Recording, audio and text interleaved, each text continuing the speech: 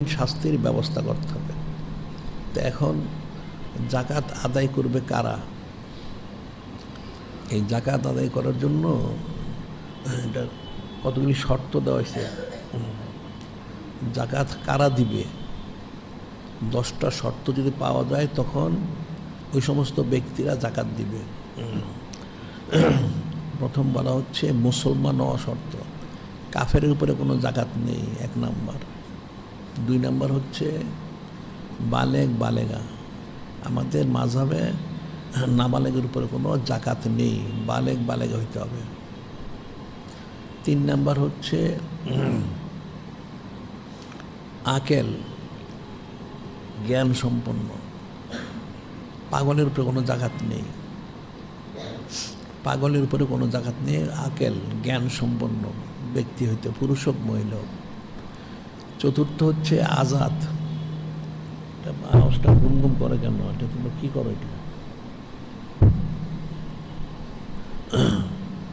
চতুর্থ হচ্ছে আজাদ, স্বাধীন হইতে হবে, গোলামের উপরে কোনো জাকাত নেই, স্বাধীন হইতে হবে। পঞ্চম হচ্ছে কামেল নিসাব, নিসাবটা পূর্ণ হইতে হবে। ষষ্ঠ হচ্ছে সাহেবে কামিল নিসাব, অর্থাৎ একটা নেশাব পূর্ণ হইলে 5 জনে মিলে। এখন যেমন এই বছর ধরা হয়েছে যা নেশাব হচ্ছে 67,000 টাকা, কিছু বেশি 67,000 টাকা ধরে নিলে সুবিধা, 67,000 টাকা। এখন 5 জনের মিলে 67,000 টাকা তার ব্যবসার পুঁজি হইল। এটা নেশাব পূর্ণ হয়েছে, কিন্তু একজনের ব্যক্তিগত কেউ মালিক হয়নি, কাজে কার উপরে জাকাত ফরজ হবে না। সাহেবে কামিলি নিসাব, অর্থাৎ একজনের 67,000 টাকা থাকতে হবে নেশাব পরিমাণ, তখন তার উপরে জাকাতটা ফরজ হবে। নিসাব কামেলি নেশাব, সাহেবে কামেলি নেশাব। এরপর হচ্ছে করজ মুক্ত, তার কোনো ঋণ থাকতে পারবে না। এখন যদি ঋণ থাকে, ঋণের মধ্যে কিন্তু আমার কতগুলি শর্ত সারায়াত আছে। এখন কেউ ব্যাংকের থেকে 10 কোটি 20 কোটি 50 কোটি 100 কোটি 1000 কোটি টাকা ঋণ নিল, এখন তার এছাড়াও তার 1000 কোটি টাকা আছে। সে বলল তো অনেক ঋণ, 1000 কোটি টাকা ঋণ, 1000 কোটি টাকা পুঁজি, তাহলে তোর জাকাত হবে না। না, এটা হবে না। সে ঋণটা নিচে কিসের জন্য এটা দেখতে হবে। সে যদি ফ্যাক্টরি ইন্ডাস্ট্রি করে থাকে, কোনো কিছু করে থাকে, তাহলে ওই ঋণের টাকা ওটার মধ্যে রয়ে গেছে, এখানে তার আসবে না। এটা তার যেই টাকাগুলি রয়ে গেছে, এই টাকাগুলি যদি এখানে যদি আর কোনো ঋণ না থাকে, তাহলে তাকে এই টাকাগুলির জাকাত দিতে হবে।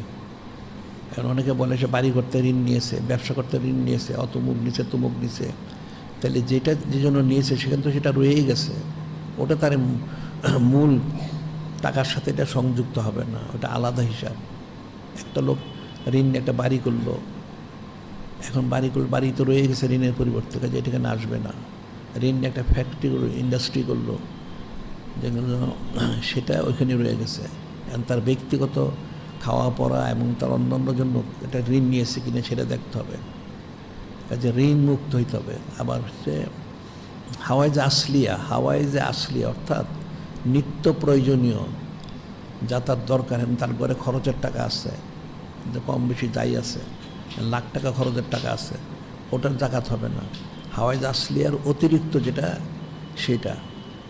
এরপর হচ্ছে বর্ধনশীল মাল, যে মালটা বৃদ্ধি পায়। আর 10ম হচ্ছে বৎসর পুরা হইতে হবে।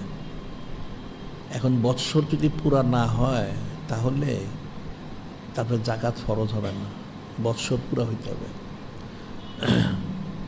সেই জন্য হাদিস শরীফে ইরশাদ মোবারক করা হয়েছে, আনহার ইবনু মারদালিন কয়লা রাসূলুল্লাহ সাল্লাল্লাহু আলাইহি সাল্লাম মান ইস্তাফাদা মালান ফালা যাকাতা ফি হাত্তা ইয়াহুল আলাইল হাউল। এটা গুম করে কেন? তোমরা আগেই তো এটা ঠিক করা উচিত, জুমার সময় ঠিক করবা কেন?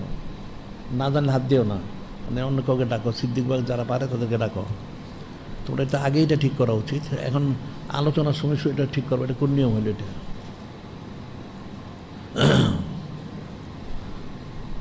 এটা হাদিসে বলা হচ্ছে, হযরত ইবনে ওমর রাদিয়াল্লাহু বর্ণিত, মানে নূরে মুজাসসাম হাবিবুল্লাহ হুজুর পাক সাল্লাল্লাহু আলাইহি ওয়াসাল্লাম তিনি ইরশাদ করেন, মান ইস্তাফাদা মালান ফালা যাকাতা ফি হাত্তা ইয়াহুল আলাইহিল হাউল।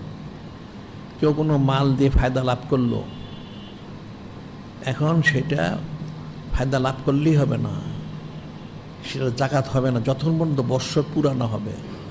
আর বৎসরটা হচ্ছে হিজরি শরীফ অনুযায়ী, আরবি অনুযায়ী, চাঁদ অনুযায়ী।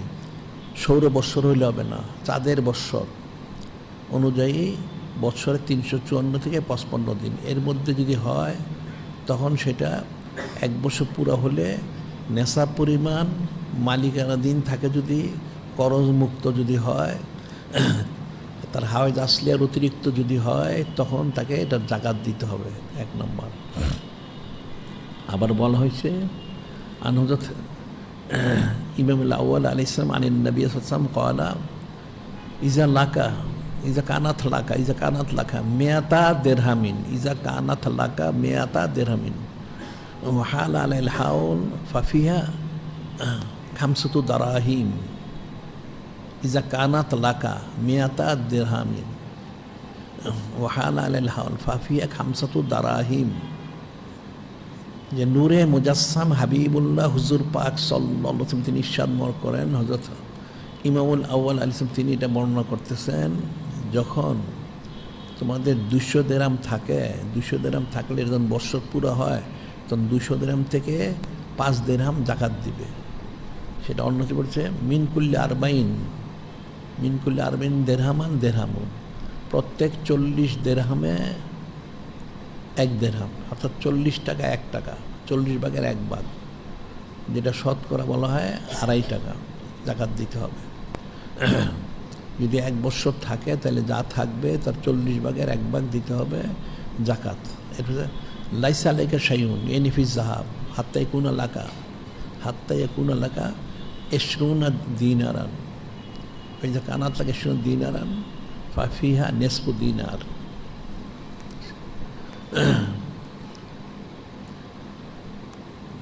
এরপর বলতেছেন নূরে মুজাসসাম হাবিবুল্লাহ হুজুর পাক সাল্লাল্লাহু আলাইহি ওয়াসাল্লাম তিনি লাইসা লাকা আলাইহি শাইউন, তোমার ইনফিস যাহাব স্বর্ণর উপরে জাকাত হবে না, হাত্তা ইয়াকুন লাকা 20 দিনারান, ইজা কানাত লাকা 20 দিনারান ফাফিহা নিসফু দিনার। স্বর্ণের বলা হচ্ছে যদি 20 দিনার থাকে, আমরা তখন টাকা দিয়ে হিসাব করি, আসলে টাকা হিসেবে জাকাতগুলি ফরজ করা হয়নি। দিরহাম হিসেবে 200 দিরহাম আর দিনার হিসেবে 20 দিনার। 20 দিনার যদি থাকে 1 বৎসর, তাহলে অর্ধ দিনার দিতে হবে। এখন ওই 200 দিরহামকে এখন রূপান্তে এনে আমাদের হিসেবে 52.5 তোলা রূপা করা হয়েছে, আর 20 দিনারকে বড়ি হিসেবে এনে 7.5 বড়ি স্বর্ণ করা হয়েছে। এই মাপটার মধ্যে একটা রয়ে গেছে, 200 দিরহাম এবং 20 দিনার। স্বর্ণের জন্য 20 দিনার হলে অর্ধ দিনার, আর রূপার জন্য 200 দিরহাম হলে 5 দিরহাম। সেটাকেই আমাদের দেশি হিসাবে 52.5 তোলা রূপা, 52 বড়ি রূপা বড়ি হিসেবে, আর স্বর্ণ হিসেবে 7.5 বড়ি স্বর্ণ যদি হয়, তাহলে জাকাত ফরজ হবে, 1 বৎসর থাকে।